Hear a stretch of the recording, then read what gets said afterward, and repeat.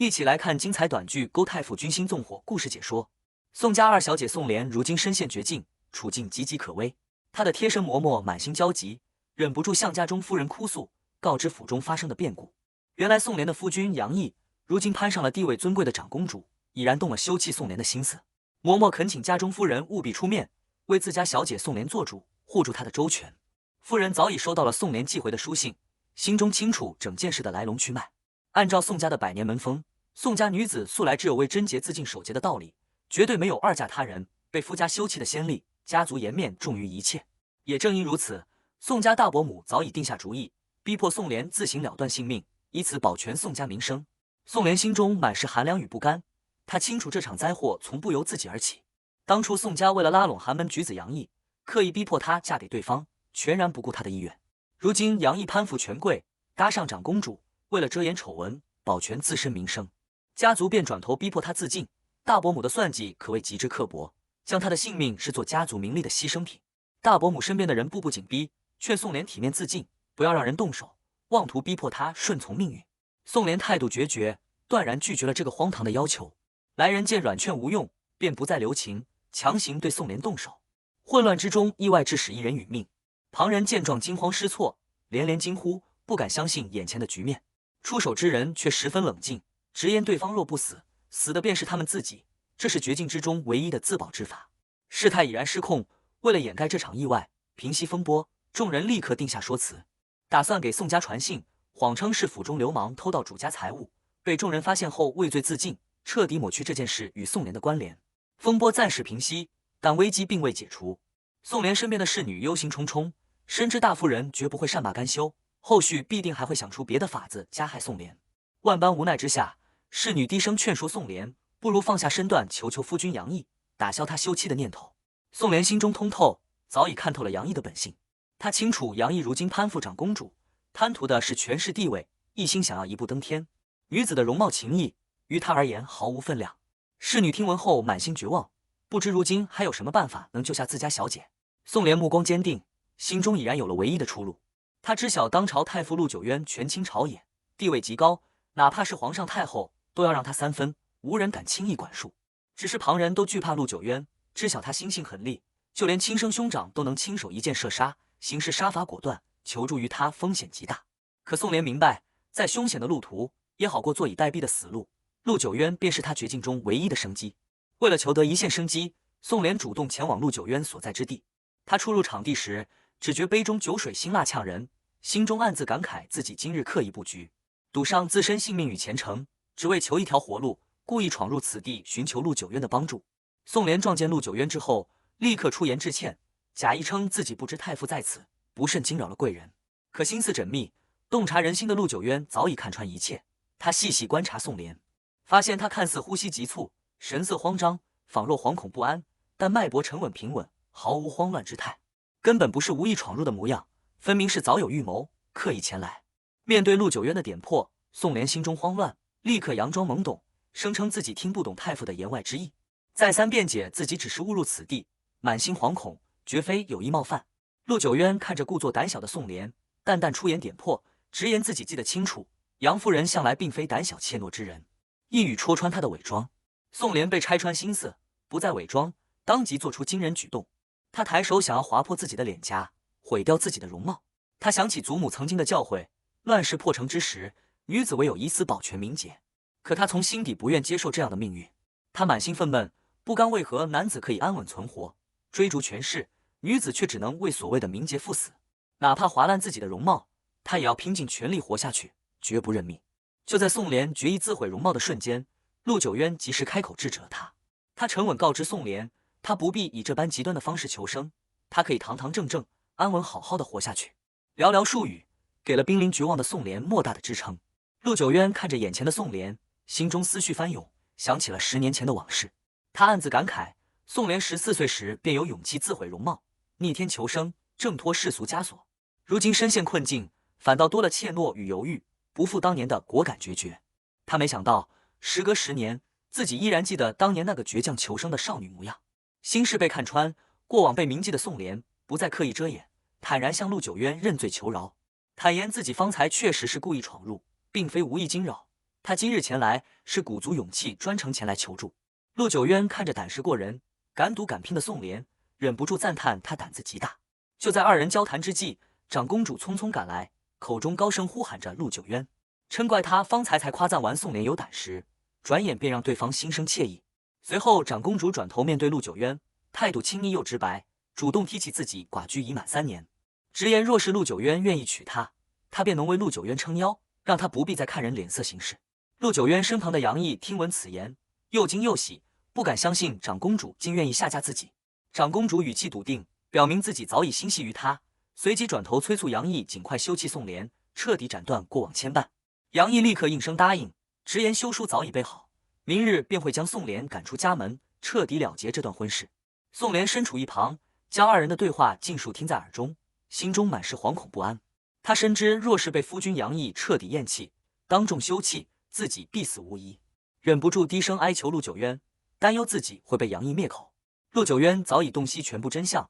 转头平静询问宋濂是否早就知晓杨毅常年留宿公主府，与长公主私相授受的事情。宋濂坦然承认，坦言夫君常常一连多日待在公主府，彻夜不归。陆九渊随即追问宋濂，今日主动寻来，是否是想要讨要公道，与杨毅和离？宋濂连忙摇头，含泪吐露心声，他不求和离，只求陆九渊出手相助，阻止杨毅休妻。他深知宋家将女子名节看得比性命更重，一旦自己被休归家，等待自己的唯有已死。他贪恋世间生机，无论如何都不想赴死，哪怕自毁容貌，也要好好活下去。陆九渊看着执着求生，依旧和10年前心性一致的宋濂，心中已然有了决断。他让宋濂安心返回府邸，不必忧心后续风波，只管好好活着，隐晦的应允了会出手相助。侍从见陆九渊目送宋濂离开，满心疑惑，询问大人为何不在屋内歇息，还特意叮嘱旁人去传唤杨毅。另一边，宋濂的侍女满心欣喜，知晓太傅的答复便是应允相助，激动地告知宋濂，他们终于有活路了。侍女忍不住感慨杨毅运气极好，竟能得到陆九渊的青睐。随后侍女道出缘由，方才太傅的心腹亲信清末特意叮嘱杨毅，吏部已然提名他升迁，眼下正是关键时期，必须谨言慎行，不能留下任何把柄让人拿捏。众人都清楚，清末是陆九渊最心腹的人，能得此叮嘱，足以见得陆九渊有意提拔重用杨毅。侍女随即向宋濂确认，太傅这般举动，便是在暗中相助他们。宋濂心中通透，知晓陆九渊的用意，有了太傅的庇护，未来半年之内，急于升迁，不敢惹事的杨毅定然不敢再提休妻之事。他们也能借着这半年的缓冲时间，暗中谋划后续出路。不久后，杨毅找到了宋濂，假意关切地询问他方才去往何处，为何浑身衣衫湿透，故作温柔地叮嘱他外头风大，切莫着凉生病。宋濂早已看穿他的虚伪，直接开口质问他此番寻来是不是为了给自己递送休书。杨毅立刻收敛心思，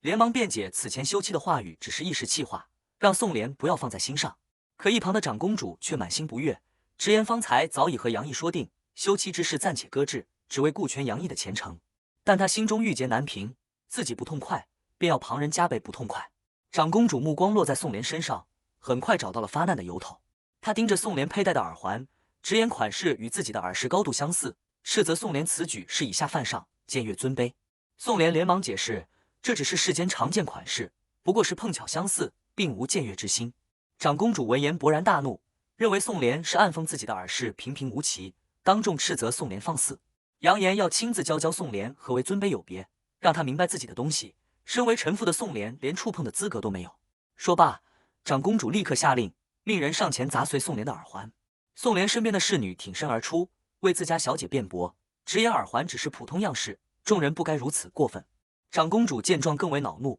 斥责侍女也敢当众冲撞自己，当即下令将主仆2人压下，罚跪3个时辰，不许起身。就在众人僵持之际，陆九渊缓缓现身，他冷眼旁观整场闹剧，直言不过是耳饰款式相似，便动辄重罚朝廷官眷。长公主的威风已然胜过皇上与太后。随后他质问长公主，道明宋濂主仆2人并无实际不敬之举，所谓不敬罪名皆是凭空捏造，更是直言贵太妃平日里便是这般教导公主肆意妄为。长公主素来畏惧陆九渊，被他当众拆穿斥责后，瞬间收敛嚣张气焰，慌忙低头认错。陆九渊命人将他扶起，随即下令让长公主自行前往太后宫中领罚，以此惩戒他的跋扈行径。随后遣散了在场众人。众人散去后，长公主满心怨怼，将所有怒气都发泄在宋濂身上，怒骂宋濂故作楚楚可怜的模样，害得自己被太傅当众责罚。他本想动手惩戒宋濂，却被身边侍从拦下。侍从提醒他，太傅方才已然出面维护宋濂，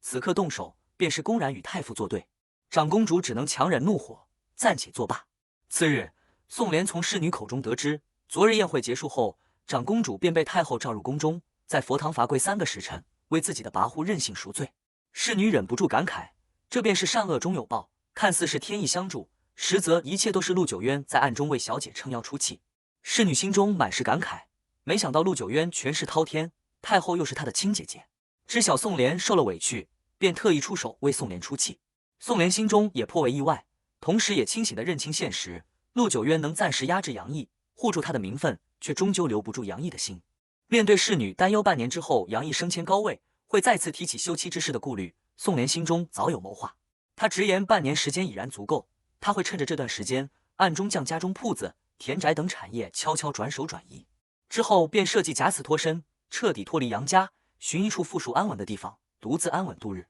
侍女随即道出难题，如今家中所有产业地契全都被杨老夫人牢牢掌控，想要取回绝非易事。宋濂神色笃定，心中已有计策，坚信自己定然能将属于自己的产业悉数拿回。二人交谈之际，宫中太监突然前来传旨，告知太后娘娘有赏，传唤杨夫人宋濂接旨。宋濂连忙起身接旨，太监当众宣读太后口谕，知晓长公主平日跋扈无礼，已然对其严加惩戒。随后将一只精致簪子与诸多首饰赏赐给宋濂，作为补偿。宋濂心中满是疑惑，太后素来体弱，极少过问后宫琐事，断然不会无端赏赐自己贵重物件。他瞬间明白，这一切定然又是陆九渊的暗中安排。待太监离去后，杨老夫人看着满桌珍贵首饰，满眼贪婪，心生不满，暗自嘀咕宋濂出身低微，根本不配得到太后的厚赏，认为这份赏赐皆是看在自己儿子杨毅的面子上。杨老夫人当即上前，想要将所有首饰尽数收归己有。宋濂见状，主动将大部分首饰悉数让出，唯独留下了太后赏赐的那只簪子，柔声恳求婆母将这只簪子留给自己。杨老夫人依旧不肯罢休，厉声质问宋濂是否配得上这般贵重的物件。杨毅见状，连忙上前阻拦母亲，出言劝阻母亲不要这般市侩，失了体面。如今好不容易得到太傅的青睐，万万不可让家事惹得太傅笑话。话音刚落，权势滔天的陆九渊便亲自登门到访。杨毅与杨老夫人瞬间神色紧张，连忙收敛姿态。杨老夫人见陆九渊这般年轻尊贵，心中满是震惊，连忙闭口不敢多言。杨毅连忙恭敬行礼，慌忙解释家中些许家事惊扰了太傅雅兴，随后连忙邀约陆九渊前往书房鉴赏自己寻得的前朝孤本，想要借机攀附讨好。陆九渊并未一步，反而冷眼看向杨毅，直言戳破眼前的乱象，质问杨毅身为朝廷官员，竟无力养家，甚至纵容母亲抢夺妻子的私人物品，实在有失为官本分。杨毅闻言惊慌失措，连连辩解，谎称是宋濂近期身体不适，才让母亲代为打理财物，并非刻意抢夺。宋濂见状，顺势配合夫君的说辞，柔声附和，坦言自己近日身体不适，婆母代为打理嫁妆产业，从未苛刻自己用度，刻意为杨家遮掩难堪。可他话音刚落，便立刻意识到自己的奉承反倒让杨家得寸进尺，心中暗自无奈。陆九渊看透了整件事的始末，也看穿了宋濂刻意周旋的心思，心中了然，知晓宋濂是想借着自己的势力稳住处境，自保求生。他暗自轻叹，索性送佛送到西，彻底帮宋濂稳住局面。陆九渊当众颁出大庸律法，明确告知众人，女子的嫁妆属于个人私产，旁人无权侵占。他转头看向杨毅，质问其身为朝廷命官，不可能不知晓这条律法，当场拆穿了杨家母子的谎言。杨毅瞬间惶恐不已，连忙再次辩解，称宋濂身体已然痊愈，即刻便会将产业钥匙归还。杨老夫人满心不舍，低声劝阻儿子，认为不该为了些许钱财，耽误来之不易的升迁前程。可在陆九渊的威压之下，终究不敢再多言语，只能乖乖交出所有奇书钥匙。宋濂顺利拿回属于自己的财物，轻声向夫君道谢。杨毅连忙再次盛情邀约陆九渊入席饮酒，陆九渊淡然拒绝，直言不愿再留下饮酒，嘲讽这般酒局只会让杨毅更加无力养家，滋生欺压妻子、侵占私产的荒唐心思。说罢便转身离去。陆九渊离开后，杨毅母子被迫在府中罚跪。杨老夫人满心怨气，不停抱怨陆九渊性情乖戾，脾气极差，认为他不过是依仗太后亲弟、皇上舅舅的身份肆意跋扈，还直言等杨毅迎娶长公主之后，便能不再受陆九渊的欺压。杨毅连忙制止母亲的妄言，神色凝重地告知母亲，陆九渊绝非普通皇亲国戚，而是执掌大雍朝局的掌权人，是大雍真正的天，权势滔天，只要他愿意，随时可以更换皇位。他还道出陆九渊17岁便领兵平叛，收复京城，为了大局亲手射杀异母同胞的兄长，心性狠戾，手段惊人，万万不可得罪。杨老夫人听闻后，瞬间惊惧不已，再不敢多言半句。待陆九渊的车驾彻底离开后，杨毅才敢起身。他心中满是愤懑，将所有怨气都归咎于宋濂，认为是宋濂害得自己与母亲当众受罚，心中休妻的念头再次滋生。杨老夫人见状，立刻心生毒计，教导儿子可以设计污蔑宋濂私通外人，抓住所谓把柄后再休妻，既能达成休妻目的，还能保全杨毅的名声，甚至能博取世人同情。杨老夫人盘算着，恰逢杨毅近日要外出办差，正好借着这个机会布置圈套，污蔑宋濂品行不端，与人私通。杨毅思索过后，最终听从了母亲的歹毒计策，打算以此彻底摆脱宋濂。另一边的宋濂夜间熟睡之时，做了一场诡异的噩梦，梦中皆是爱恨纠葛与血腥厮杀的画面。惊醒之后浑身冷汗，他立刻察觉屋内香气异常，并非平日里惯用的沉水香，连忙询问侍女缘由。侍女连忙解释，因明日宋濂要前往护国寺祈福，府中特意更换了新的檀香，本是为了助眠。宋濂瞬间反应过来，这檀香之中被人掺入了催情之物，定然是杨老夫人与杨毅暗中布置的龌龊手段，想要借此污蔑自己名节。侍女又惊又怕，提议明日索性称病，不去护国寺，避开这场祸事。但宋濂思虑周全，认为明枪易躲，暗箭难防，今日躲过一劫，日后对方定然还会想方设法加害，与其被动躲避，不如顺势而为。宋濂心中已然定下计策，既然杨家一心想要构陷自己与人私通，那他便顺水推舟，成全对方的算计。他清楚杨毅生性懦弱，顾虑前程，根本不敢真正处置自己。此番他要借力打力，让杨毅自食恶果，让他戴着绿帽，当众向自己磕头谢罪。次日清晨，宋濂故意称身体不适，头疼难忍，无法上山祈福，一切听从婆母安排。杨老夫人心中暗自窃喜，以为自己的计谋即将得逞，满心期待着日后成为长公主的婆母获封诰命的光景。随后杨家安排的下人借机缠住宋濂，言语轻浮，举止放肆，想要坐实宋濂私通的罪名。宋濂满心冷冽，绝不认命，心中暗忖自己的命运从来只能由自己做主。危急关头，宋濂心中唯一的念想便是陆九渊，他满心笃定，唯有陆九渊能救自己于水火。陆九渊果然如约现身，及时救下了深陷圈套的宋濂。宋濂看着前来寻自己的陆九渊，轻声坦言，自己并不笃定他一定会来，却满心期盼，只愿等他一人。陆九渊闻言，直言宋濂向来最会哄人欢心。宋濂认真辩解，自己从不是刻意哄骗，而是真心仰慕，满心依赖。此刻陆九渊的脑海中闪过多年前的血色记忆，当年他为了平定叛乱，稳固朝局，不惜亲手射杀兄长，以铁血手段稳住京城局势，自此心结缠身。下属看着二人相处的模样，忍不住开口询问，今日大人为何主动触碰弓箭，解开多年心结，还屡屡偏袒身为有夫之妇的宋濂。下属同时向陆九渊禀报，已然妥善处理掉杨家安排的马夫，也妥善打点好了护国寺众人，对外统一说辞，称宋濂当日祈福结束后，偶遇定国公夫人，随其一同入宫陪伴太后论佛，彻底抹去了今日的风波痕迹。下属依旧心存顾虑，提醒陆九渊，宋濂终究是杨毅的妻子，二人名分未断，这般频繁相助，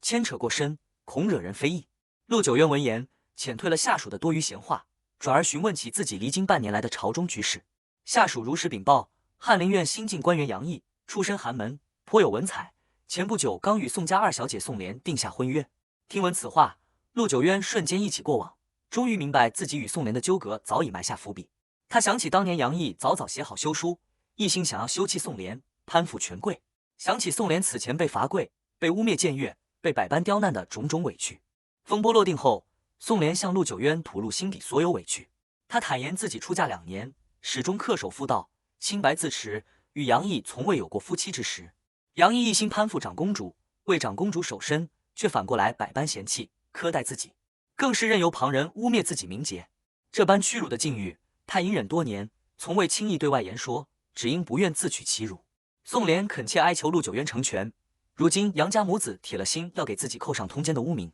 即便此次护国寺的圈套落空，后续也会想尽办法玷污他的清白，他已然走投无路。他清楚自己如今与陆九渊牵扯颇深，早已算不得清白，只求陆九渊能给自己一条活路。宋濂心中满是迷茫，不知自己除却杨家，还能去往何处。陆九渊见状，轻声安抚，告知他不久之后便会有全新的去处，不必再困于杨家牢笼。宋濂暗自猜想，陆九渊所说的去处，或许是隐秘别院，无人知晓的庄子，让自己做一个隐匿身形，仅供他消遣的人。宋濂看着陆九渊赠予自己的玉佩，心生欢喜，觉得玉佩精致难得，藏起来太过可惜，想要日日佩戴在身。同时，他小心翼翼询问陆九渊，是否不怕旁人看见玉佩，传出二人的闲话。陆九渊坦然直言，这便是宋濂想要的结果，他可以借着自己的名声权势安稳立足，无人敢欺。但他郑重叮嘱宋濂，往后万万不可再拿自己的性命与前程当作赌注，肆意冒险。此时，太后身边的丁总管前来求见，